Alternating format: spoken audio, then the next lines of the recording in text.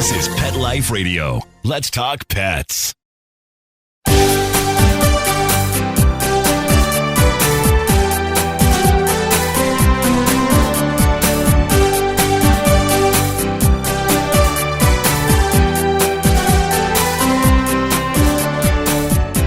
Hello and welcome to Working Like Dogs on Pet Life Radio. Thank you for joining us. We're your hosts. My name is Marcie Davis, and my co-host is my trusty service dog, Whistle. And we're thrilled to be with you today to talk about our favorite subject, working dogs and working animals. And today we're especially excited because we're celebrating our 100th show. And who better to help us celebrate than our special guest today, Brandon McMillan. As many of you know, Brandon is an animal expert and host of one of Whistle and my favorite shows, the CBS Saturday morning Emmy-nominated series Lucky Dog, which just premiered its second season on September 27th. So come right back after these quick messages as we welcome Brandon McMillan to the show.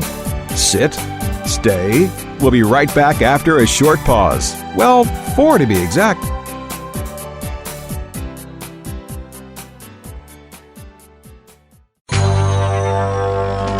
It's DesignerPetSweaters.com. Hand-knitted designer sweaters for your precious pup or cool cat. Beautiful couture patterns for your pets, including custom-knitted formal wear, casual wear, yachting, and even sports-themed. Many designer pet sweaters include feathered tammy hats, top hats, and a lot of sparkle. Each sweater includes leg loops, front paw sleeves, and leash opening. Visit DesignerPetSweaters.com to order your four-legged fashions today. Large or small, we fit them all. DesignerPetSweaters.com.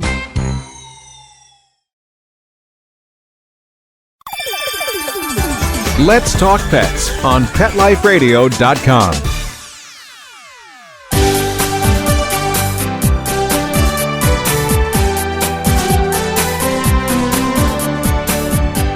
Welcome back to Working Like Dogs on Pet Life Radio. It's my pleasure to welcome Brandon McMillan to our show today. Hello, Brandon, and welcome. Hi, thanks for having me. Yeah, we're so excited you could be with us because Whistle and I have been watching your show and all the awesome stuff you've been doing with working dogs, and we just have so much to talk about today. But first, as we get started, we know you've spent your entire life working and learning about animals. So tell us a little bit about your history, Brandon, and when you knew you had a passion for training animals. Well, my parents were wild animal trainers in the circus when I was a kid, so that's what I was born and raised doing. When I was 18, I moved to Los Angeles. I started training animals for the movies and commercials, and I did that for about 15 years. That's pretty much what gave me the background to eventually become the trainer on Lucky Dog. Wow. Well, so animals and training is in your blood. There's no question of that. It really was in my blood. A lot of people, they had dogs and cats as pets when they were younger, and I learned off just about every animal, whether it was a tiger, a bear, or a dog. Wow. Well, I've read that you say your hidden passion, though, is working with dogs. So how did you realize that dogs were really where your heart was? Because I trained animals for the movies for about 15 years, and when I was a teenager, I started doing this. I was working at a company where they were from the old school, and they got their dogs from breeders. And so I convinced them, I said, let me get one dog from a shelter. And, they fought, they pushed back, and finally they said, okay, fine, get a dog from the shelter. They said, breeder dogs are the way to go. Shelter dogs are just not going to work out in the film industry. So I got one dog from the shelter. It was a Rottweiler named Raven. She was about 1.5 years, and once I trained her, she turned out to be one of our best dogs used for commercials. So that dog led to another dog, led to another dog, led to a full pack of dogs that eventually every single dog we had at our company was all from rescues and shelters. And so we became known for it. And from there, I started reading the statistics of how many dogs are put down every year because they can't find homes. And the numbers are staggering. There's no exact number, but it's in the millions. And this isn't happening in some far-off place we never heard of. It's happening right here in our backyard. It's happening in every big city across the U.S., every small town in the entire country. And something had to be done about it. And so that's what set me off on a different course. And now it's my mission to spread awareness. Well, that's what I love so much about you, Brandon, and about the show Lucky Dog. It's just so incredible, the dogs that you pick and what happens with them as you work with them on the show. So tell us, how did the concept and how did you really get started with Lucky Dog with the show? I was rescuing dogs for years, like I said, for movies and television. And I see almost no point of going to a breeder nowadays when you can get the exact same dog at a shelter. People think shelter dogs are often damaged goods, when the reality is shelter dogs are just as trainable, if not more trainable, than breeder bought. And so once I was approached to do a show about this, I couldn't say no. And, what am I going to do? Just, yeah. So, it really was the beauty of Lucky Dog. Technically, the only difference now with my life is they just have a camera on me. And it really was the easiest transition. And it really is the dream job. I don't know how I got so lucky. I pinch myself every day wondering if I'm still dreaming. That's awesome. Well, how do you pick dogs to be on the show? Do people just write in or do shelters contact you? How do you select them? We get contacted now by hundreds, if not thousands of emails across the country every week, sometimes across the world. Yeah, I bet. They think we're gonna fly to Sweden really quick to do it. So I wish we could. And so now the way we like to do it is we really like to put the shelters in a light and showcase dogs. So people are under the impression that the shelters have all of the same dogs over and over. It's just a bunch of their German Shepherds or a bunch of Rottweilers, when the reality is shelters have a variety of dogs. And that's what I do every week on the show. I showcase different breeds. We've got Tibetan Terriers. We've got Lhasa Apsos. We've got Golden Retrievers, Labradors, pretty much every breed in the AKC and beyond. And, I want to bust all the myths out there that there's only damaged dogs at the shelter and the same dogs over and over. Because the reality is, walking into a shelter is like, going into Disneyland for dogs. Yeah. There are so many breeds out there, and there are so many good dogs, so many good breeds, so many good trainable breeds in the shelter. And anyone who challenges me saying that shelter dogs can't be trained as well as breeder bought, I challenge them to watch one episode of Lucky Dog. Yeah. Yeah. So when you select a dog, how do you begin working with that dog and how long does it usually take? Because I know we see it all packaged into one beautiful episode, but tell us about the process and what that really looks like. So dog selection is one of the hardest things for me personally, because if that shelter has 100 dogs, unfortunately 99 won't walk out with me. Yeah. So selecting a dog, sometimes it's about the moment, sometimes it's something I see. It really is one of the most difficult processes. It's something in my mind, a magic happens, and I say, this is the one I'm going to train, and I'm going to find you a family. Unfortunately, I can't take them all. Yeah. Now the training process, I usually have a plan when it comes to training the dog for obedience. I call obedience the 7 common commands. And the reason why I label them as the 7 common commands is that's my obedience. I have technically 7 commands that I teach a dog, and I make them really good at those 7 commands. A lot of people, they really don't have an idea or a package of what obedience is.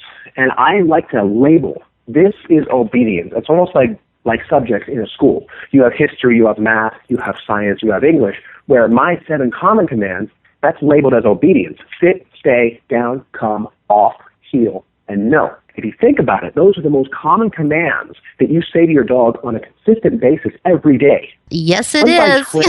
Exactly.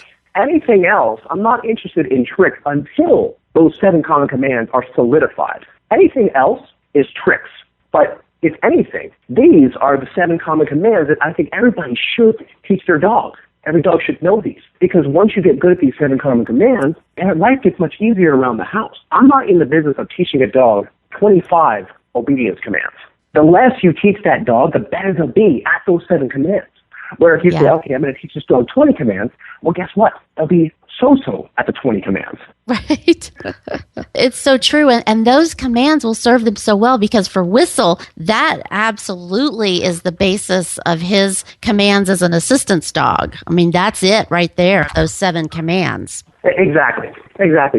I was a student of martial arts for a lot of years, and I took several different kinds, and that's kind of what taught me. That's what inspired me to do the 7 Common Commands, because of all the different kinds of martial arts out there. I'm a huge fan of all martial arts. I love reading about the history and where they came from and how they came to be. And what I learned is every martial art, they have their certain number of moves and techniques in that martial art. So, for example, I don't know how many moves Taekwondo has, but they have their certain number of moves, and that's what makes it Taekwondo. And then you have Jiu-Jitsu, and they have a certain number of moves that make it Jiu-Jitsu. Well, I label my 7 Common Commands as a sort of martial art in that sense, because this is my training package. This is my style. Every trainer has their own style. This one is mine. I teach dogs 7 Common Commands. I teach them 7. That's it. And I make them good at it. Yeah. Wow. Well, one of our favorite episodes was the one where you were training a dog to be with a woman who had memory loss.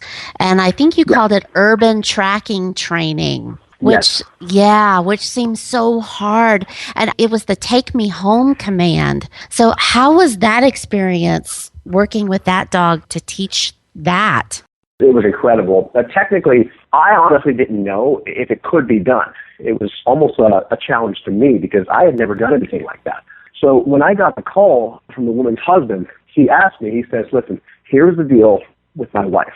She loves walking. That's her favorite hobby to do, is simply just taking a walk around the block. And I can relate because that's one of my favorite things to do. I mean, just taking a walk really lets off steam. And at this point in her life, it's often the only thing she has left. Well, the first thing I did was there was a major Q&A between me and him. I said, number one, does she have the basic motor skills still? Does she understand what a crosswalk is?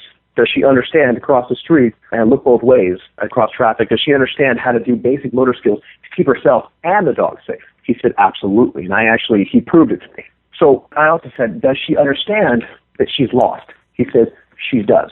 And then I asked him, I said, okay, will she understand if a signal is given, whether she gives it or it's off an alert tone that I'm going to make custom-made from a cell phone? Will she understand when that alert tone goes off, the dog is going to simply lead her in the direction back to her front doorstep? He said, absolutely. I said, that's all I needed to hear. Now it can be done.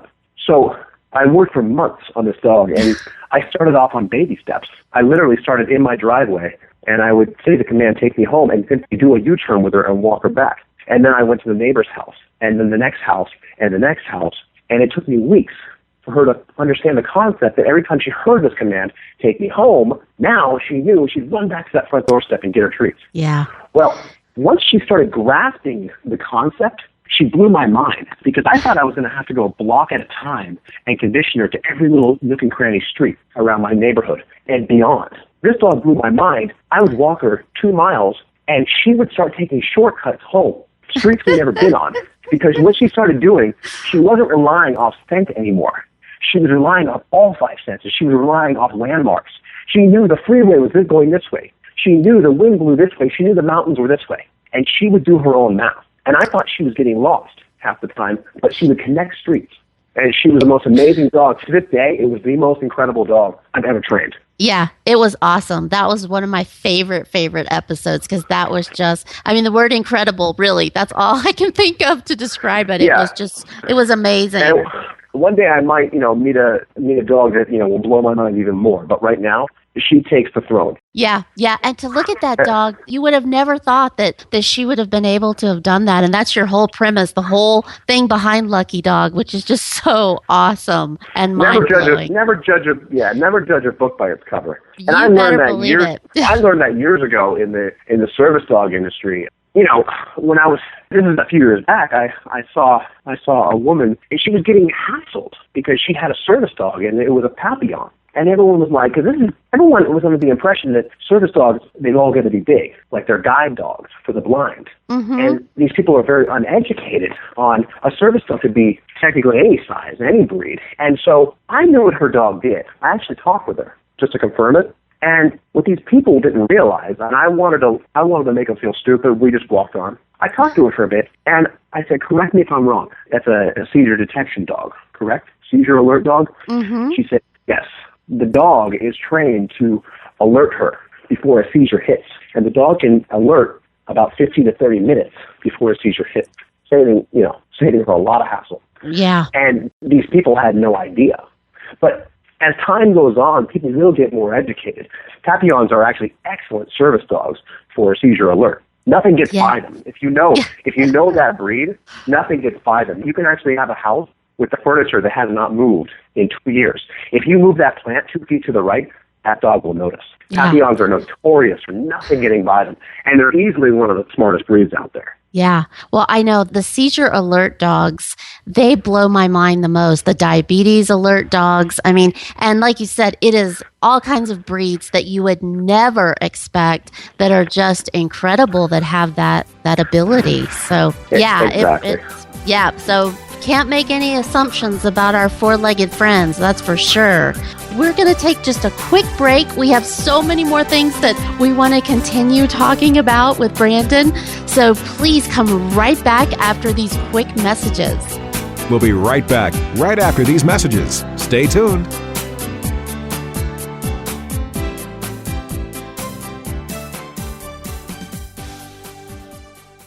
Hi, this is Tim Link, animal communicator and pet expert and host of Animal Rights on Pet Life Radio. Have you ever wanted to know what your pet is really thinking? Do you want to find out if they truly understand what you're trying to tell them? Ever wish you could build a better understanding and closer relationship with your pet? Well, now you can. Learning to communicate with animals is a 4-part on-demand workshop. In the workshop, you'll learn the essential techniques that are necessary to communicate with animals, including what is animal communication, breathing correctly to achieve the perfect state to communicate with your animals at a deeper level, using guided meditation exercises and method to communicate with animals, and how to send and receive information from your animals. So if you're wanting to learn how to communicate and connect with your animals at a deeper level, visit PetLifeRadio.com/workshop and purchase and download Learning to Communicate with Animals. You'll be glad you did.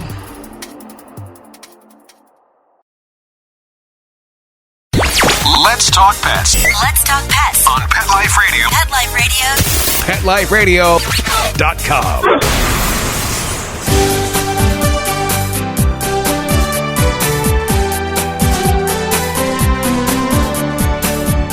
Welcome back to Working Like Dogs on Pet Life Radio, and we're visiting today with Brandon McMillan, host of Lucky Dog.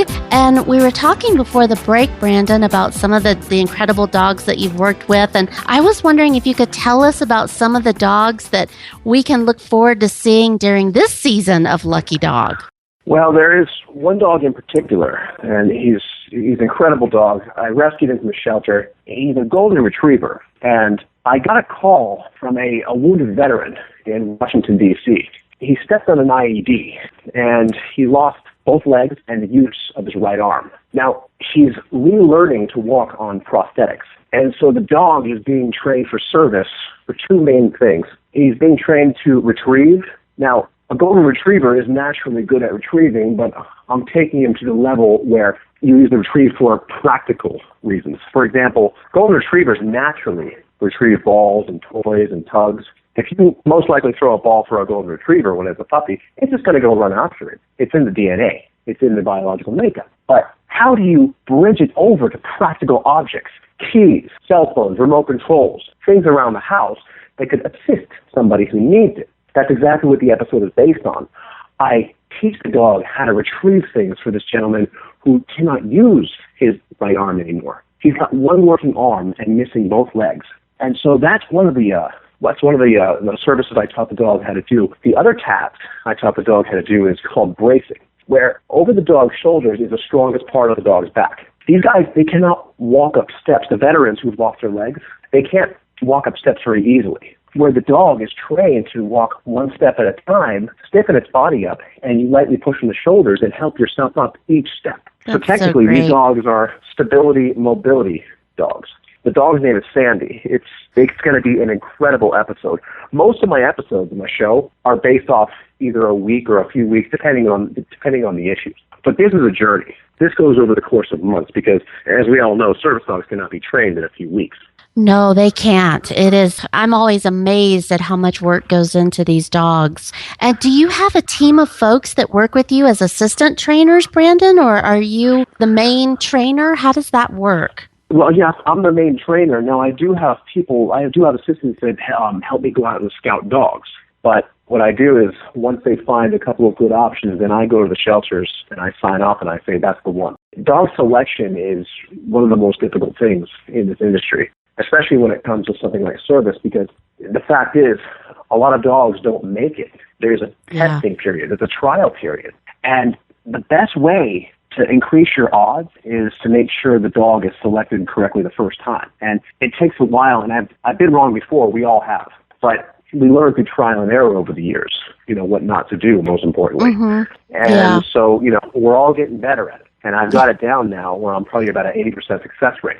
Wow, that's wonderful. That's because I take my time on selecting the dogs.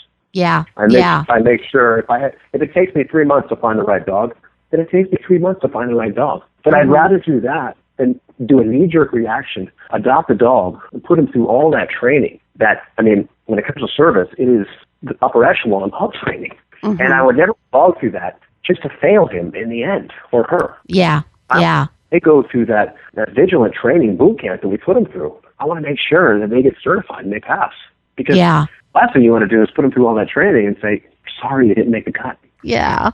Well, and we heard about a couple of other dogs that are going to be in this season. There's a pointer mix, Chance. Can you tell us anything about Chance? Yeah, Chance, that's the episode coming up this Saturday on CBS. And Chance, he was a stray. He was a puppy.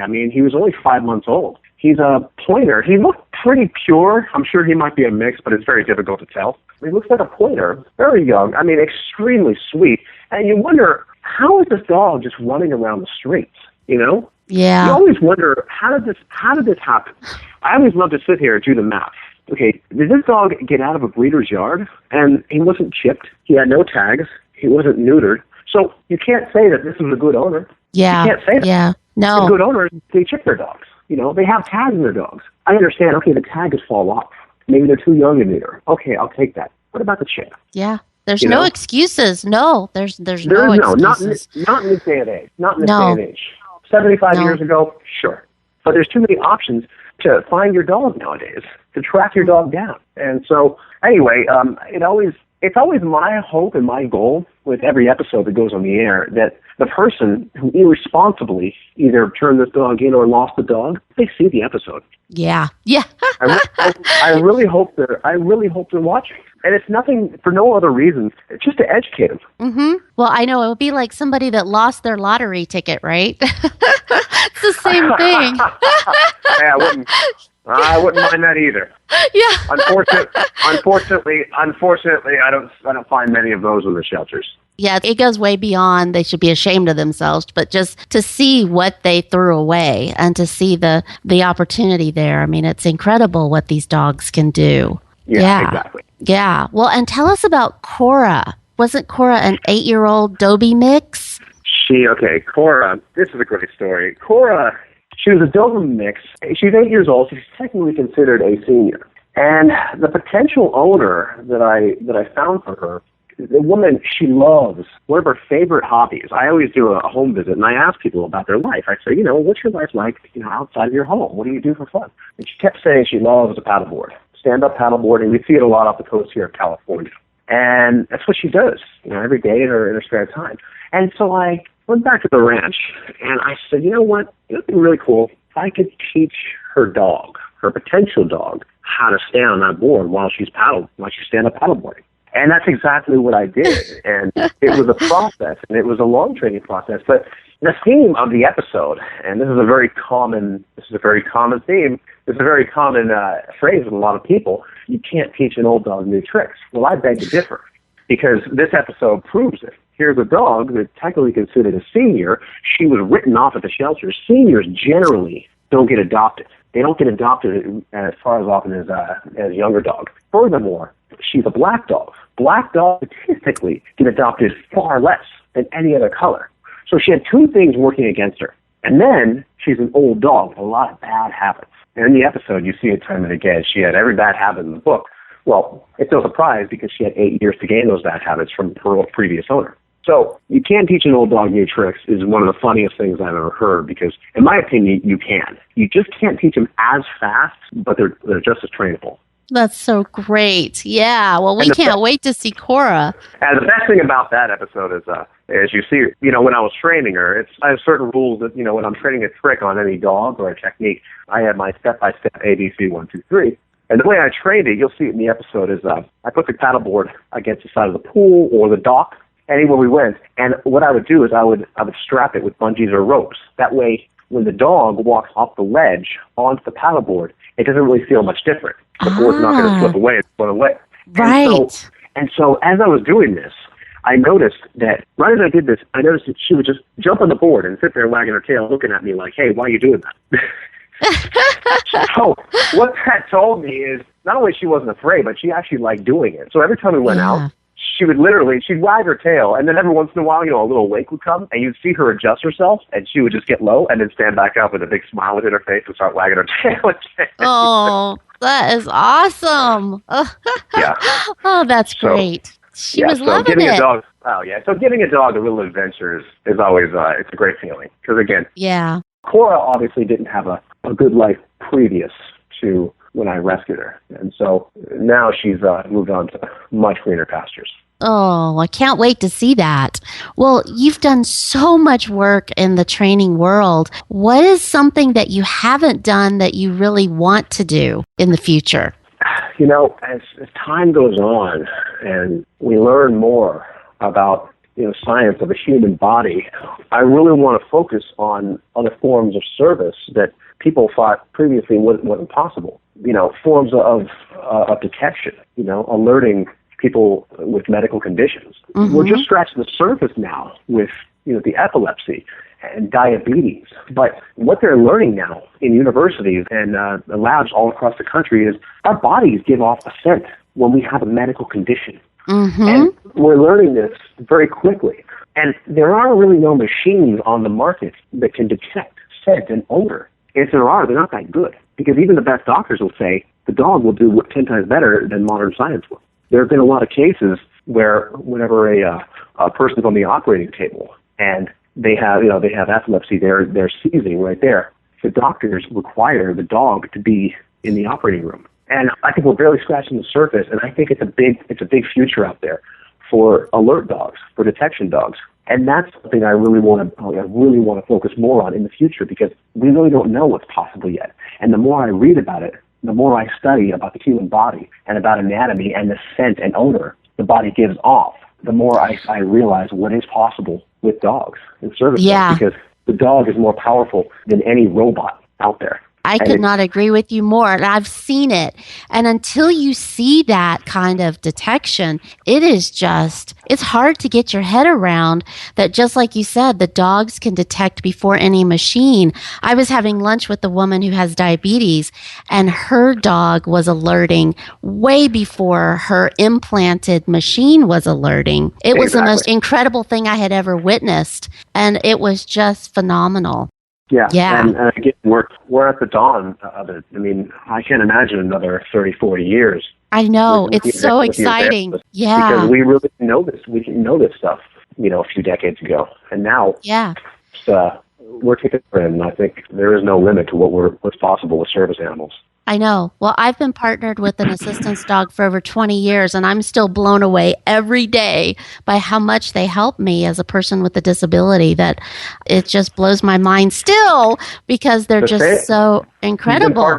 You partnered with the same dog? Nope, Whistle's my third assistance dog, and he's about to retire, and I'll be getting my fourth dog. I'm actually starting that process now, and it's the most incredible. It's the best gift I've ever received. These incredible dogs. I thought you meant the same dog. I was like, wow. No.